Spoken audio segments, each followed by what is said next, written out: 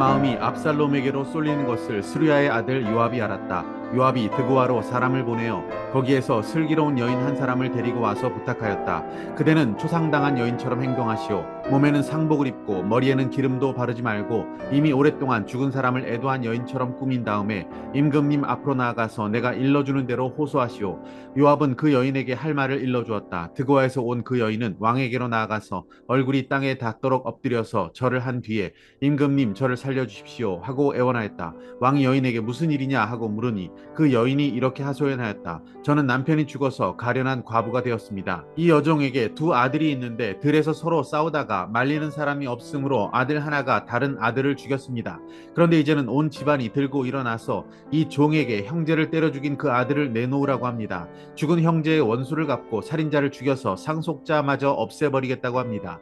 그들은 저에게 남아있는 불씨마저도 꺼버려서 제 남편이 이 땅에 이름도 자손도 남기지 못하게 하려고 합니다. 다 듣고 난 왕은 여인에게 말하였다. 이 문제를 두고서는 내가 직접 명령을 내리겠으니 집으로 돌아가거라. 그러나 드고와 여인은 왕에게 아뢰었다. 우리의 높으신 임금님께서 무엇을 하시든지 이 일에 있어서 허물은 저와 제 아버지의 집안에 있습니다. 임금님과 왕실에는 아무런 허물이 없습니다.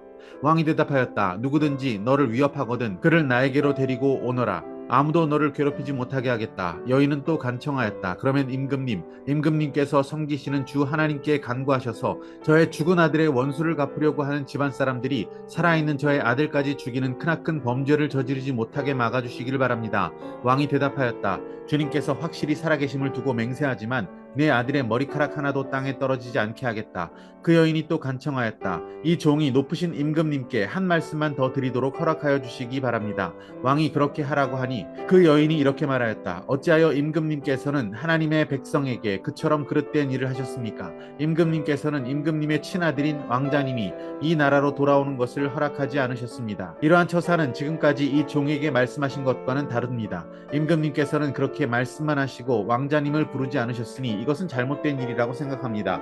20절 왕자님의 일을 잘되게 하여 보려고 임금님의 신하 요압이 이런 일을 꾸민 것은 사실입니다. 그러나 임금님께서는 하나님의 천사처럼 슬기로우심으로 일어난 모든 일을 다 아실 줄 압니다. 할렐루야, 아름다운 새날입니다. 다윗의 아들 압살롬은 큰형 암논을 죽인 후에 그술왕 달메에게로 도망갔습니다.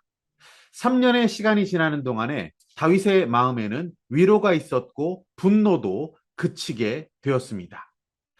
압살롬을 그리워하는 다윗의 마음을 눈치챈 요압은 드고아에 있는 한 여인을 불러다가 압살롬을 돌아오게 할 모략을 꾸미고 있습니다. 드고아 여인은 상복을 입고 다윗 앞에서 슬픈 모습으로 지어낸 이야기를 들려줍니다. 그 이야기는 결국 형을 죽이고 도망한 압살롬을 용서해주고 예루살렘으로 돌아올 수 있도록 할 목적을 가진 것이었습니다. 다윗은 이 드고아 여인의 말이 듣기 싫지가 않았습니다. 자신이 가장 염려하고 마음을 쓰고 있었던 아들 압살롬의 문제 해결에 특별한 명분이 없었던 다윗은 이 여인이 해법을 주고 있다라고 생각했기 때문입니다.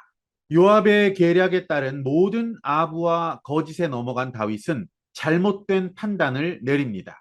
결국 불의한 아들, 회개하지 않는 압살롬을 다시 왕궁으로 끌어들이게 됩니다.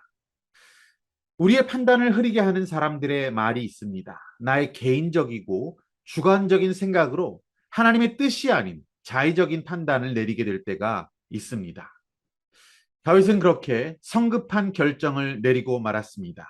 결국 이것으로 인해서 죄 지은 압살롬이 징계도 없이 회개함도 없이 다윗의 집으로 다시 돌아와 또 다른 죄악의 씨앗을 키우기 시작합니다.